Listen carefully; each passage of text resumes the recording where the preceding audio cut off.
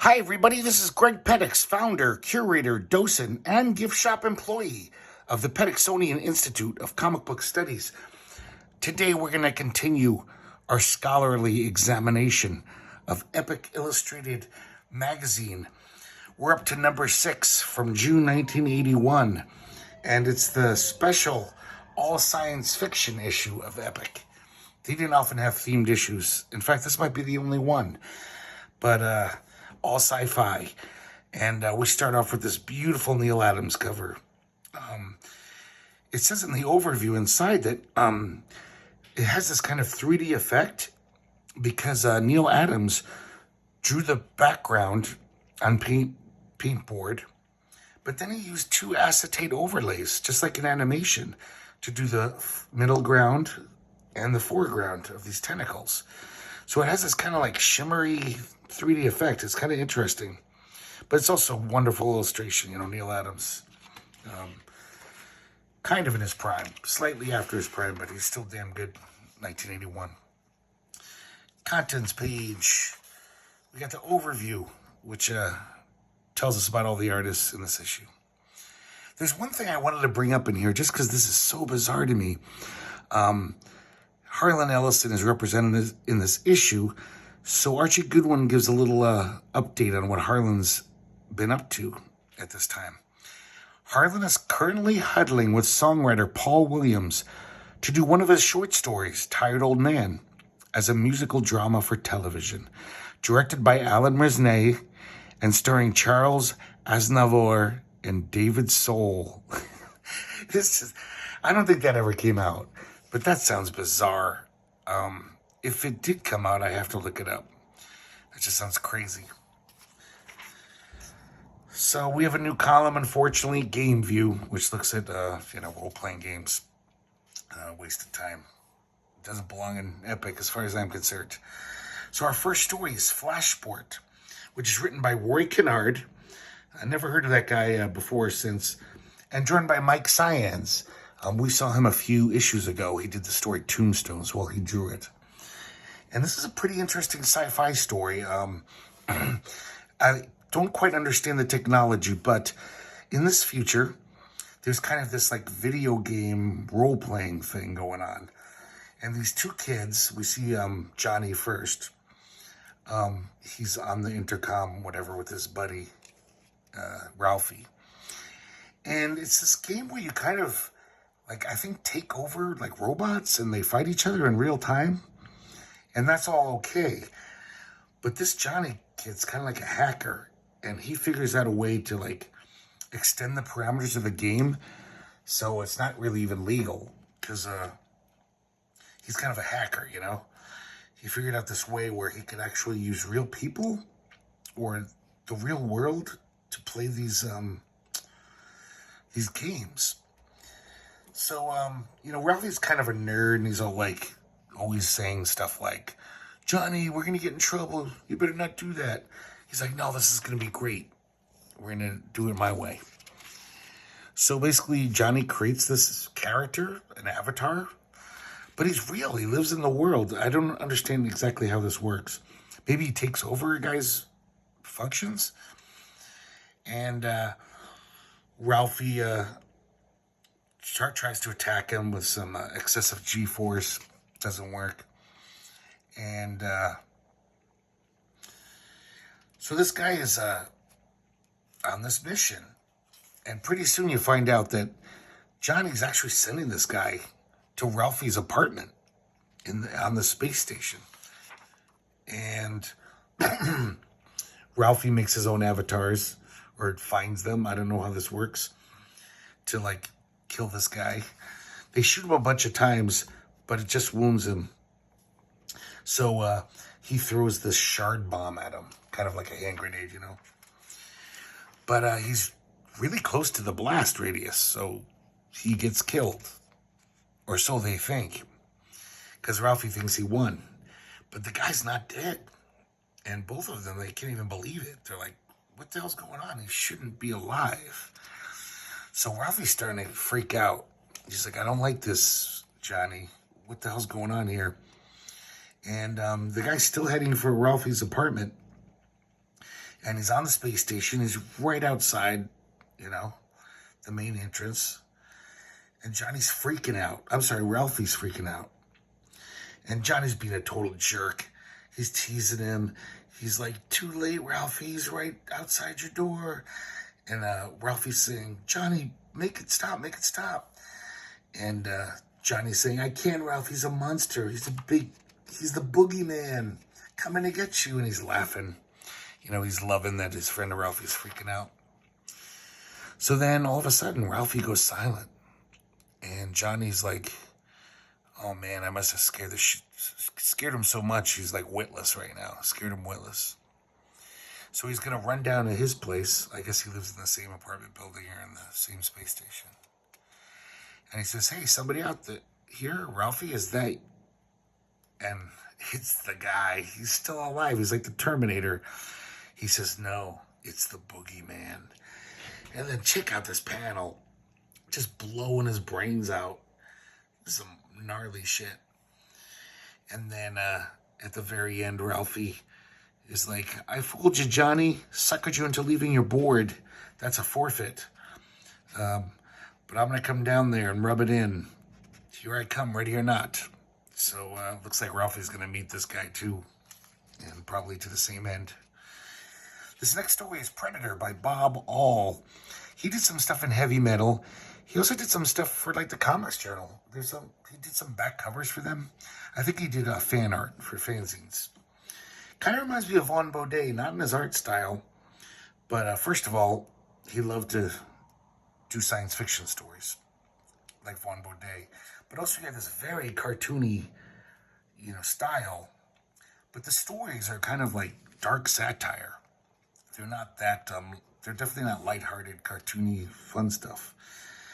And this story starts off, we see these, I think they're Earthlings, and they arrive at this untouched, beautiful planet.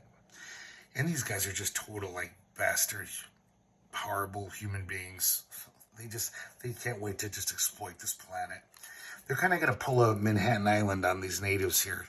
They figure if they can get the head chief's mark on the contract, they'll own the whole place nice and legal.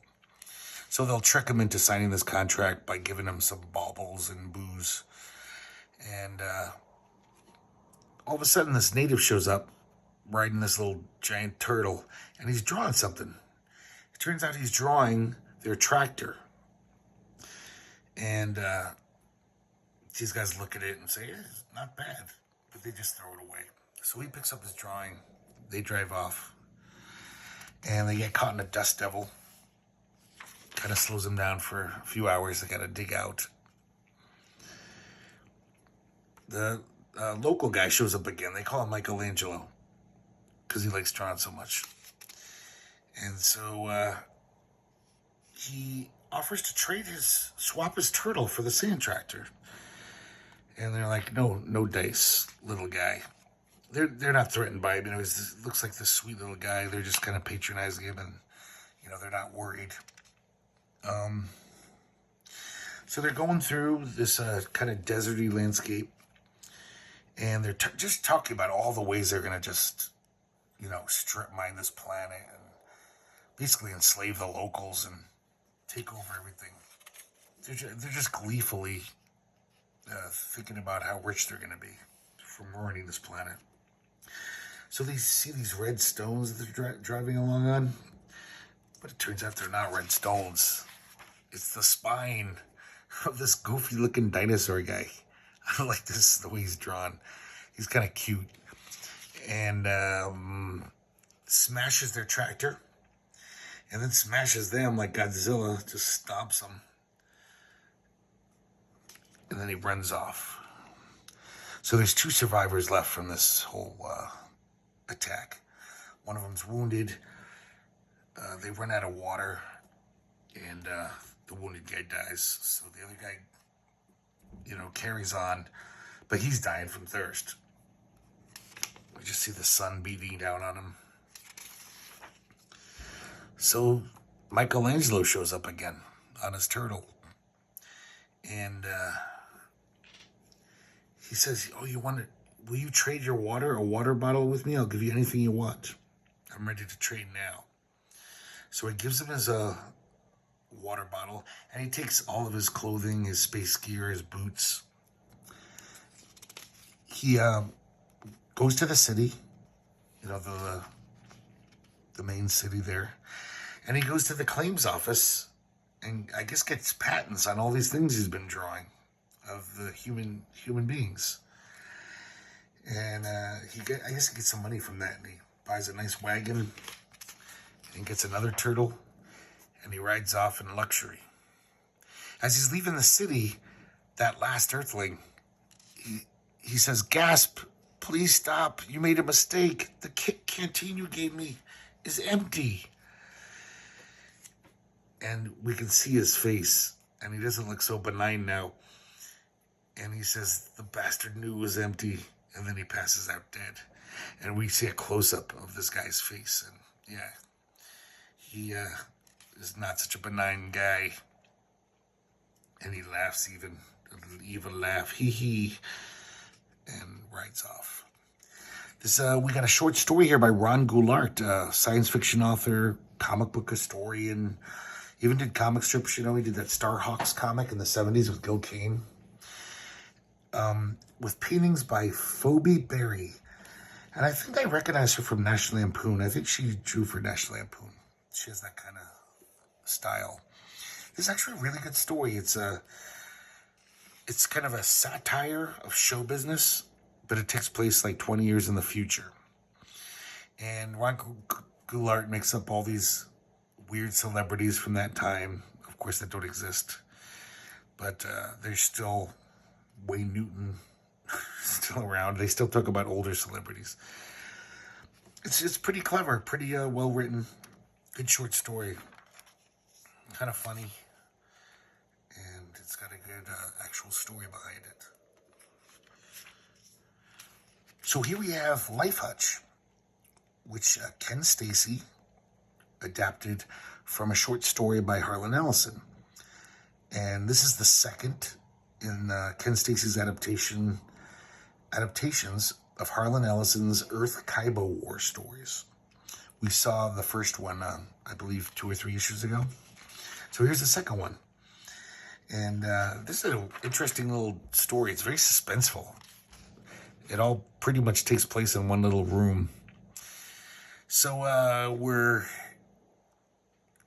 the story starts off where we're in this life hutch.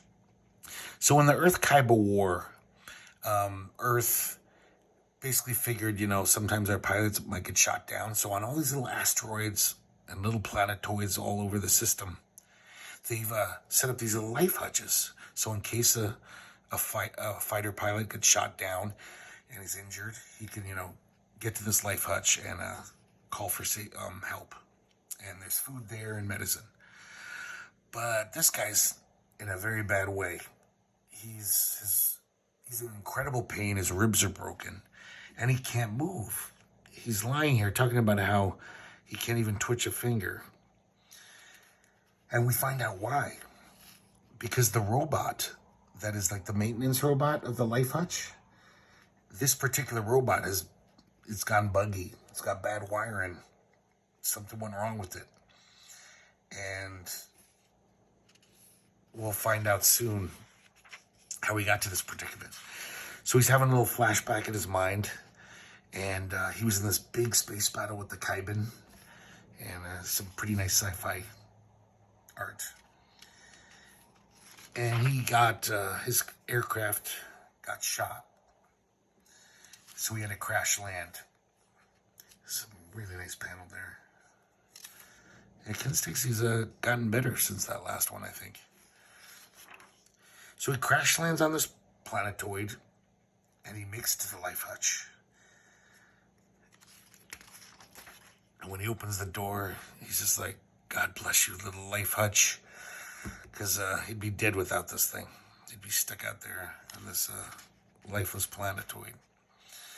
But as soon as he gets in, the robot rushes out from some little closet he's in and just whacks him so hard he breaks his ribs, sends him flying across the life hutch. And, oh, we got to skip. So basically this robot is, it's like motion sensitive. So this guy freezes up as soon as he lands. And the robot stops and goes back into his little closet. So he realizes if he moves at all, the robot will kill him. If he just stays still, he'll be okay. So he's there for days. 3 days. He's starving. He's in total pain. Every time he breathes, there's broken ribs. Feels like fire in his chest. And he doesn't know what the hell he's going to do. He wants to live really bad, though. He's just like, he doesn't want to accept the situation. He's furious. He's angry at the people who made the robot. He's furious at the people who were supposed to check it, the maintenance crews. Because somebody dropped the ball with this robot. The company, I guess, was trying to save a few pennies and, put a substandard robot in this life hutch. So now he has another flashback. He flashes back to when he first saw his first Kaibin. And they look very much like us. His superior's like, yeah, they're pretty much exactly like us, except they have yellow skin, these kind of tentacly hands, and different organs. And he asks them why we're at war with the Kaibin, and the superior says the Kaibin want to kill every human being. And he asks, what do they have against us? He's like, does it matter? I don't know. They just don't like us. They want to kill us. So this war is not going to end anytime soon. There's some fundamental differences here. Oh, so this story continues yet again. We got to jump ahead. It's annoying. And he's basically hallucinating. He's starving. He's in pain. And he has this kind of nightmare vision. And this robot's attacking him. And then this bright light saves him from the robot. It's a dream, so it doesn't really make sense. He awoke with a start from this nightmare, though. And because he did, he kind of moved a little when he woke up, like you do sometimes from a nightmare. And the robot comes out of the hutch heading for him, so it freezes again. And the robot stops and goes back to his little closet. But then the dream gives him an idea. The fact that the light stopped the robot in his nightmare. He finally figures out a way out of his predicament. And there's one part of his anatomy that he can move, this hand, because it's kind of, the robot can't see it past this leg. So he takes a flashlight out of his little side pack there, fanny pack. And just like if you've ever played with a cat with a reflective thing or a flashlight, one of those laser beams, cats will totally attack that thing, thinking it's, a thing, because it's moving. So it works. He shines the flashlight right where he knows the CPU is in this life hutch, the main computer that controls everything. So the robot starts attacking the light, and he's just ripping the shit out of the wall, yanking the wires out, and it works. He rips out so much shit that it shuts down the main computer, and he freezes up. He's in the middle of, he's half ready to strike again. And look at him, he's laughing, he's so happy. He thought he was dead.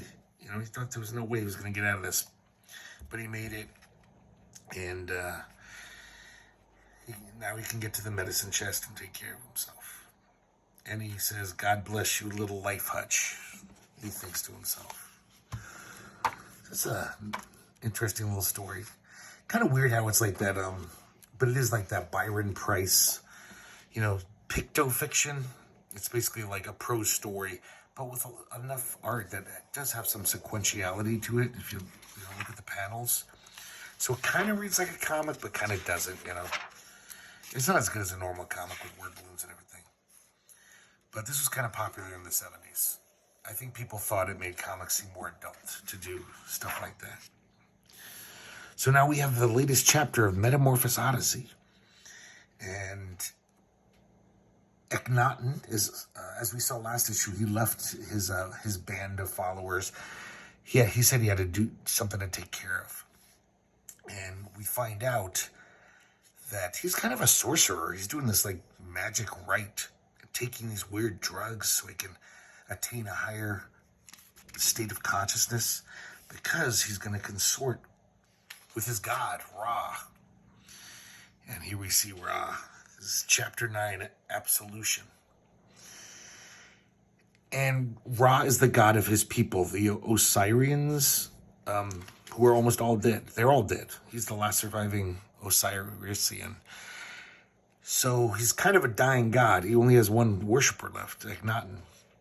And Akhenaten is there because he basically wants to ask his god if what he's planning on doing, unleashing the doomsday weapon and killing all the Milky Way galaxy, he wants to know if he's doing the right thing. He's having second thoughts about his plan.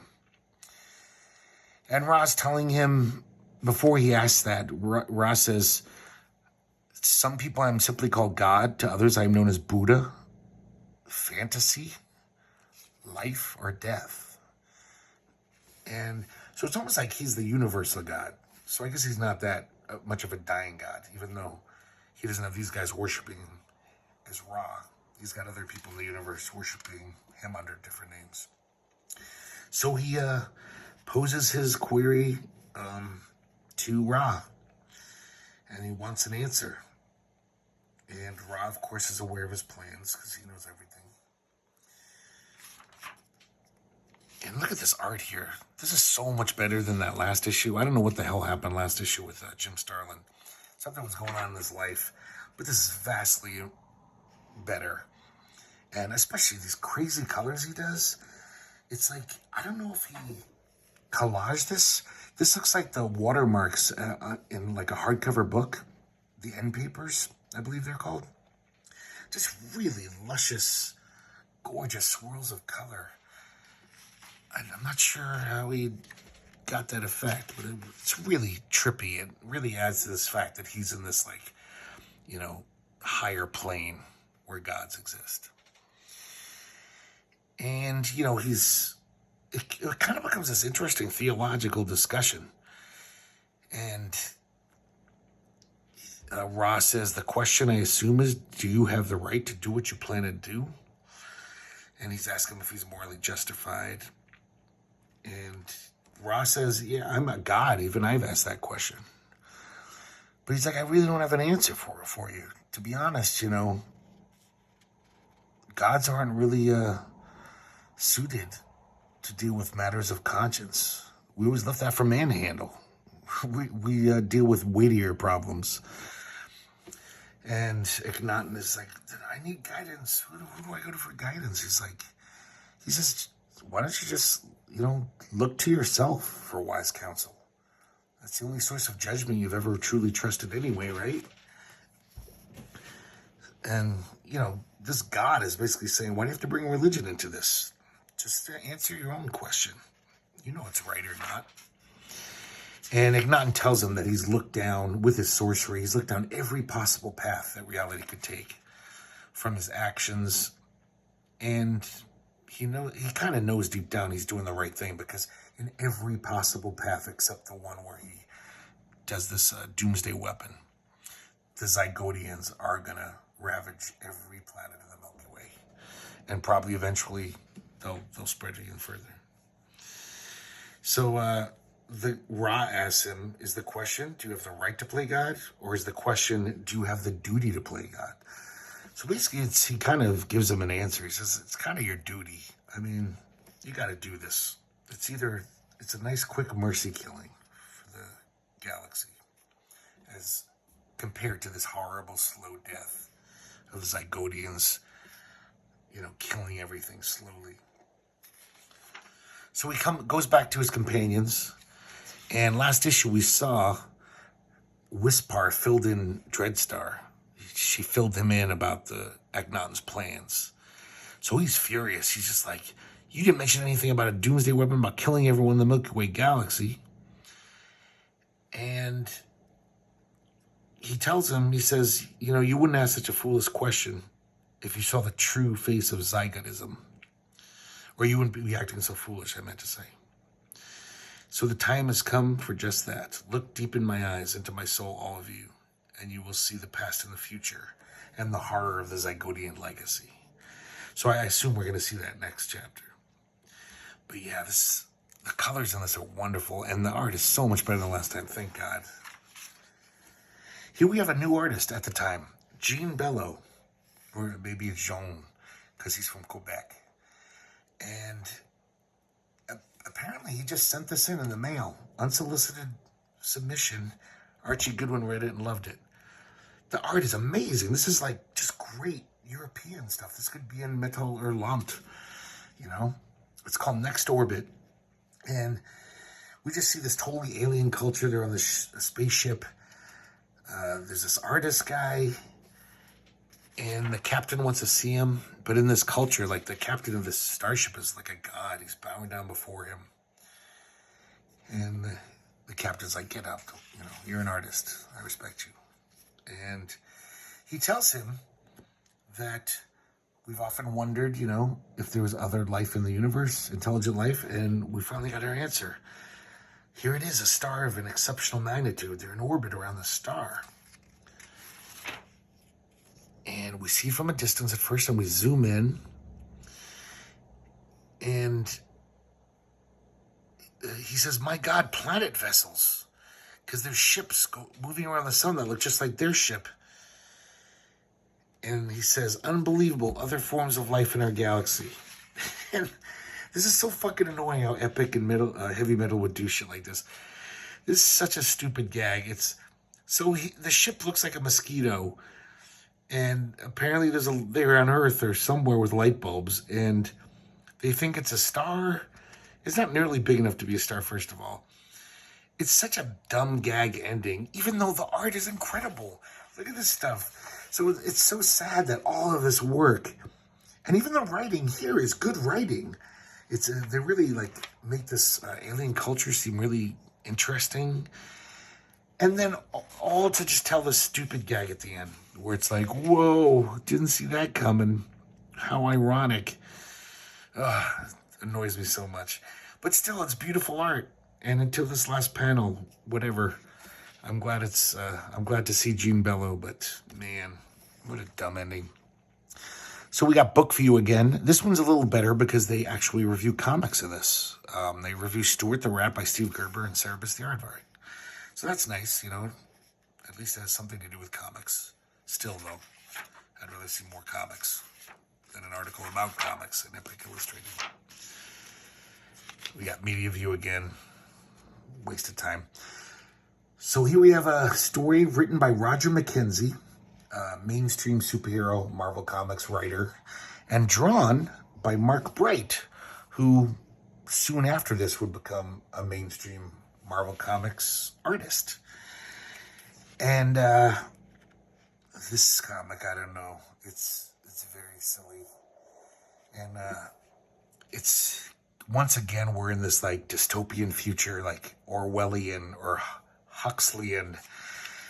And apparently laughter has been outlawed in this society because it cuts into productivity.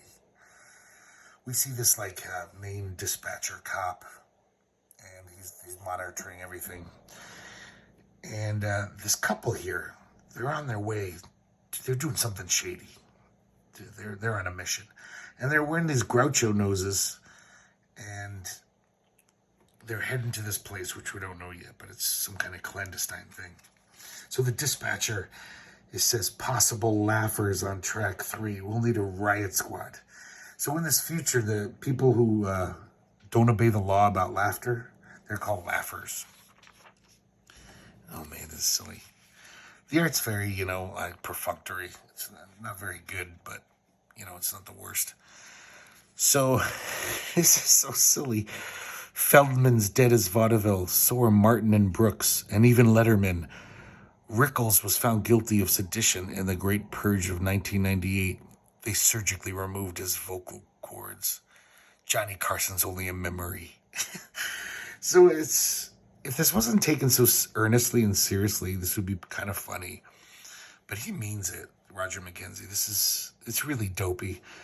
So here's the riot squad. They're these robots that are that uphold the law. People call them hecklers. That's their nickname. So they're heading to the coordinates that the guy sent them. And we see the couple from earlier. And they're at this very illegal screening of an old Bugs Bunny cartoon, which survived the purges. This is like watching a snuff film in the future. This is not kosher. And the alarm goes off. And when the guy looks through the peephole, it's one of the hecklers, the robots. And they break in. And it's kind of an interesting storytelling thing where, Elmer Fudd's chasing Bugs Bunny on the screen. And the robot's chasing this guy. And then Elmer Fudd's gun goes off and kind of mirrors that the robot's just lasering his guts out. And their lookout is the narrator. He's this old vaudeville guy. He's that old. He used to do vaudeville. So the hecklers totally break in. He can't do anything. He's a weak old man. So he just knows that the hecklers are getting his friends. And he's very sad. The hecklers just totally kill all these people. And so after everyone's dead, though, the main heckler, I think the other robots have kind of left the room. He finds a book called 1001 Jokes for Every Occasion. Later on, back at the barracks, late at night, all the other robots are shut down in sleep mode. But he's still awake, and he's reading the book, the joke book. So then we see the old vaudeville guy. He comes out of retirement and starts doing these underground comedy shows, vaudeville shows. He knows it's risky, but he wants to keep the laughter alive. In a way, it's like keeping his friends alive. It's like respecting their memory, since they died for laughter. It doesn't take too long before the robots, the hecklers, find this place, this underground theater. And he runs out into an alley. And one of the hecklers and a cop corner him. And the old guy says, "Do your worst, bucko. You'll only be doing me a favor. I don't want to live in this world without laughter." And the cop says, "The law must be maintained. FR10, the heckler, execute the law." And the robot says, "As you wish, controller," and shoots the cop. And this is when it just gets ludicrously bad. Oh my God. So the robot's crying a tear. And Roger McKenzie actually wrote this dialogue. "Couldn't kill the laughter, bucko. Not ever again." So these two become pals. They become a vaudeville duo. And they take their act on the road. And damned if we ain't packing them in everywhere we go. So, this is nuts. This comic is almost so bad that I kind of find it fascinating. I should have mentioned that it's called No Laughin' Matter. That's the name of the story, which kind of fits. Okay, here's the life hack that we saw earlier. Oh, and here we got Cults, written by Steve Perry, drawn by Steve Bissette. I got this magazine off this newsstand when I was like 13. This comic freaked me out. It's just weird and nutty and creepy. So it's in the near future. All these old malls that went out of business, there's this new corporation called KA. And they've turned them into like mega theaters, cinemalls, where the whole mall is just all these theaters. And a lot of them show cult movies. So here we see, this guy's dressed up as Divine, and this guy's dressed up as Egg Lady. What's her face? Some Rocky Horror kids. He's got all the classics: Texas Chainsaw Massacre, John Waters films, Rocky Horror, Night, Dawn, Day of the Dead, Eraserhead, El Topo. Because, Steve Bissette knows his stuff. He was probably going to all these movies. And, just beautiful Steve Bissette art with lots of tones and shades. But this is a big business in the future. These cinemalls are very lucrative. Apparently in the future, that's what teenagers do for fun. They just go to these cinemalls and watch a bunch of movies. So we see this guy here. He's kind of shell-shocked. And His couple knows him. They're kind of like this, I don't know, punk couple. These little no good teenagers. And they're asking him if he knows where they can get the drugs. And they say, hey, we just saw you come out of that new flick. How was it? And he's just like, brain dead. He's just like, cults? And that's the name of the story, of course. And Cults is the new movie that everyone's talking about. It's in the news. Some weird shit's going on. Whenever Cults is shown, there's like riots. There's always some violence. Something's going on with this movie, but it's kind of weird how nobody really looks into it, the authorities. So this robot who works for the KA Corporation comes up to the guy, the main guy, and says, your ticket, contract activated. Your custodial contract is renewed. And so it's almost like that's part of his job. He has to go to see cults all the time. I don't quite understand, but it's weird. So we also, from this newspaper clipping, we see that during a screening of Cults, this dude went crazy and he killed a bunch of people. The cops arrested him, but he just escaped. So this guy, Gunnar Elface, is on the loose. And they sit down in the row in the theater. And who should they sit beside? But obviously it's Gunnar Elface, looking like Leatherface. That's where the name comes from, I guess. His friend puts his shoes up right next to his, on the seat in front of him. It's like right kind of crowding Gunnar. So the movie starts, and wait, here's a little photo cameo of Alfred Hitchcock. I didn't even notice that. A lot of people in the crowd are dressed as famous cult characters. In fact, there's Necron 99 from Wizards, who was ripped off of Cobalt 60 by Von Baudet. So Cult starts. And when the movie starts, everyone's like, what the? It's bullshit. All the movie is a mirror reflection of the crowd. It's the crowd. They're seeing themselves. And Gunnar Elface is a psycho. He says, I guess he wanted to be a Texas Chainsaw Massacre. He says, I'm in the wrong movie. And he whips out his, revs up his chainsaw and just starts hacking off the guy's legs, his friend's legs, and other people too. Now everyone's like watching what's on the screen, and they're kind of feeding off of this violence because they're in the movie and they're seeing this violence. And that's like the tagline of Cults in the advertisements. They advertise it as "Don't see it, be it." They stole that line from Rocky Horror. So something's going on with this movie as far as, I don't know, it hypnotizes people, but everyone starts wigging out. Here we see a Phantom of the Paradise guy. And everyone just starts killing each other. Gunnar Elface is killing as many people as he can.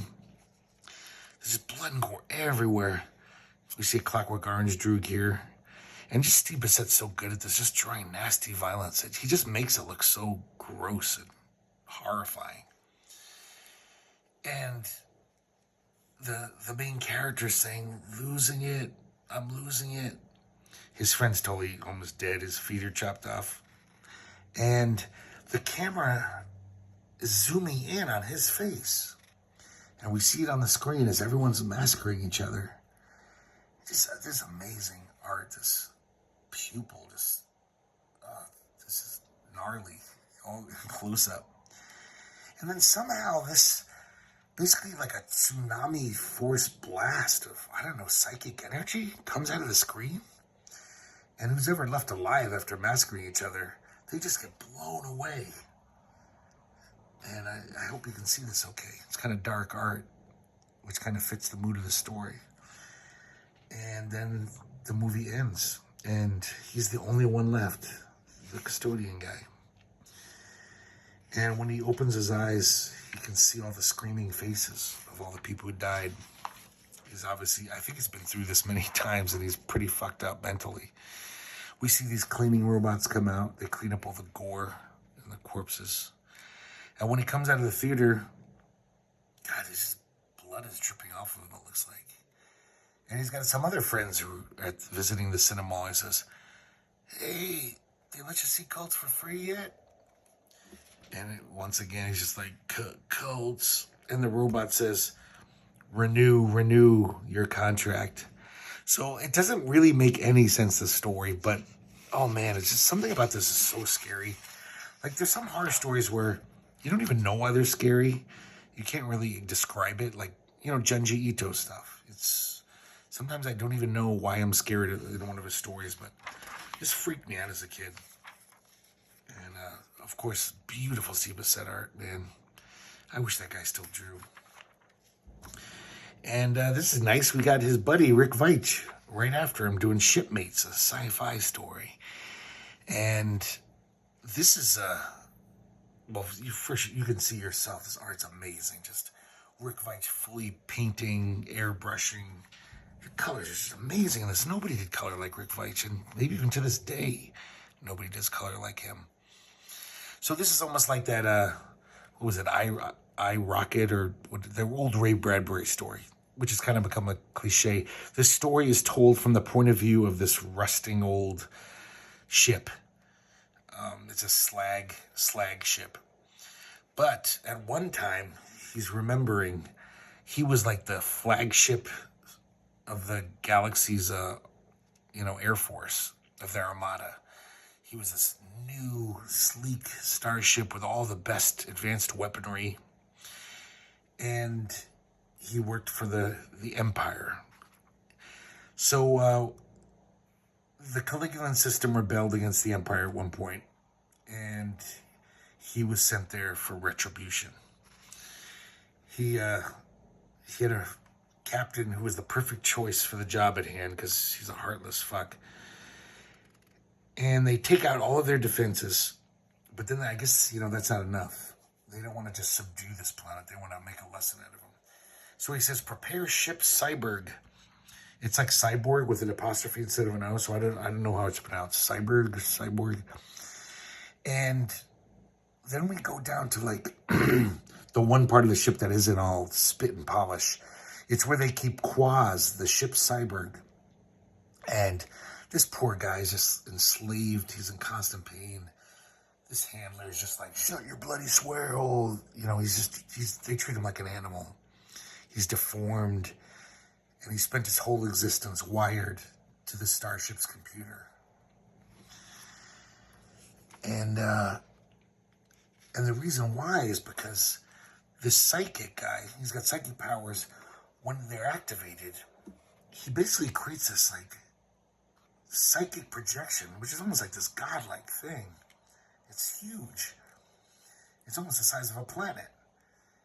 And this thing can basically just touch the atmosphere of a planet and set it alight. Can ignite the whole atmosphere. So basically it turns the whole planet into a hunk of charcoal and just burns everything. The whole atmosphere burns. So after the victory, if you want to call it that, after each such victory, Captain Light would get a medal, and Quaz was left to lick his psychic wounds. This poor little bastard. He's just a weapon, and they treat him like shit. So a year goes by, and there's some other planet they gotta, teach a lesson to. And he says, activate the ship Cyborg. And the Cyborg's about to ignite the planet's atmosphere. And then he hears this voice, stop, I beg you, please do not destroy my world. And the planet made their own psychic projection to be his mate, so he would spare the world, wouldn't destroy the world. He says, come to me, I can set you free. And I gotta pause. This is art. Look at this panel right here of Quark, or whatever his name is, Quiz. And he doesn't know what's going on. He's like, ugh. And the captain's like, this is mutiny. Terminate the Cyborg. They're getting it on, these two godlike beings. So the Cyborg just reaches out and touches the ship and totally destroys it. And look at this. Amazing airbrush craziness. Kills everyone on the ship, including Quaz, the poor guy. Even he gets, he kills him too. Because when she, kissed him and coupled with him, now he doesn't need the computer's power or quas. He's basically his own being now. And now we flash back to now, and this rusting slag heap somehow made it through this. And they stripped it of all of its fancy banks of computers and lasers. And at the end he says, you see, there's no need for warships since the cyborgs and their children took over. So this starts a whole new era in the universe. These godlike beings and their children basically run everything now. So there's no need for war between different people because everyone's under their yoke. But yeah, great little story. Amazing art. I love Rick Veitch's stuff. Coming Attraction for number 7. Just reading this. I can't wait to make a video about that. And then we got the letters page. This one's kind of interesting because it has a really negative letter, which you rarely see in these letter pages. And this guy's just taking them to task about some of the stories they published. And I got to say, I agree with a bunch of them, his judgments. So, Dr. Philip S. Croft, right on, brother. And that's it for this issue, number 6, Epic Illustrated, all science fiction issue. So I guess in a few episodes, we're going to do Epic number 7. And I hope you come back to watch it. And I hope you liked today's video. And I'll see you soon.